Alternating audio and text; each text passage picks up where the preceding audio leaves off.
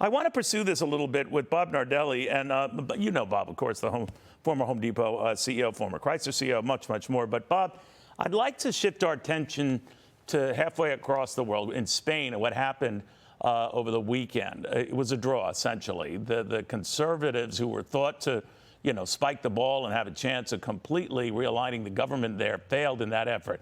Now, they could still manage it, but it was a reminder to many that a lot of the polls that had the conservatives swamping on the notion that the economy there was tumbling, voters didn't buy it. I only raise it with you now that could we be falling into the same trap here? At least Republicans convinced that, this president's days in office are numbered. What do you think?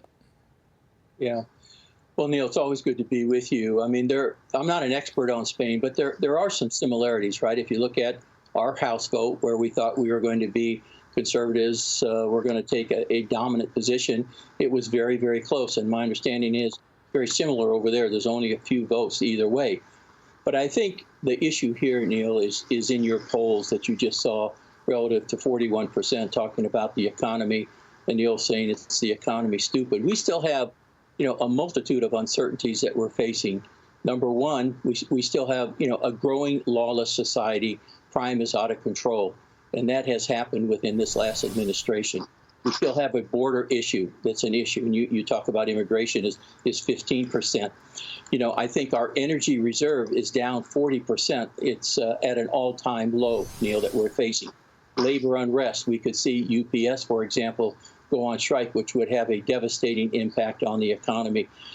Corporate America is struggling with some of this ESG and the woke things. I'm interrupting you, Bob, to say you're right on all counts. All these are legitimate, real, traction-gaining issues. There were similar ones of different types in Spain. I'm not here to take sides, just to say that whatever was pushed and the view that was held, let's say, by the opposition party or getting that out in campaign commercials and the like, didn't resonate with voters, for whom a good many said, things aren't great, but they're not as awful as the opposition party is saying. It's a draw. They're a 50-50 country. If you think about it, Bob, you and I talk about this a lot. We're kind of a 50-50 country.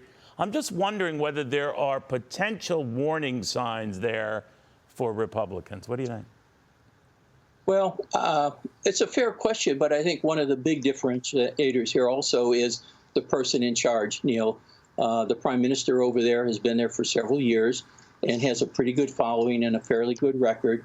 And that maybe isn't the case right now. What we see, the level of dissatisfaction and uncertainty with this administration and going forward. So, look, it is early. I don't think we should be overconfident. I think we were in the last election, and we squeaked by, the House squeaked by a few votes.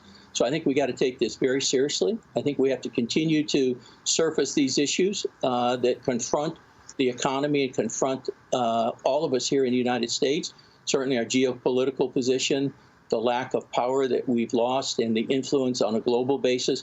I think they all come to rest here. I think it's critical that we keep all of those issues on the table, Neil, so that we can have an informed decision when we go to that poll to vote.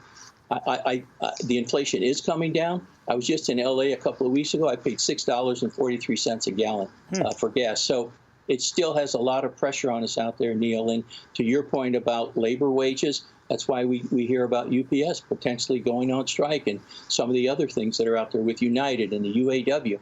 So I think we have more uncertainty than I've seen. I've been at this 52 years, and I think I see more uncertainty now than I've ever seen in our country in running corporations across a broad sector of businesses, Neil. Yeah, very much so. All right. I just want to raise all these variables out there that, sometimes you think your train is going to this destination and ends up going to a different destination, and they start scratching their heads afterwards. Bob, it's always a pleasure and honor to talk to you. Bob Nardelli.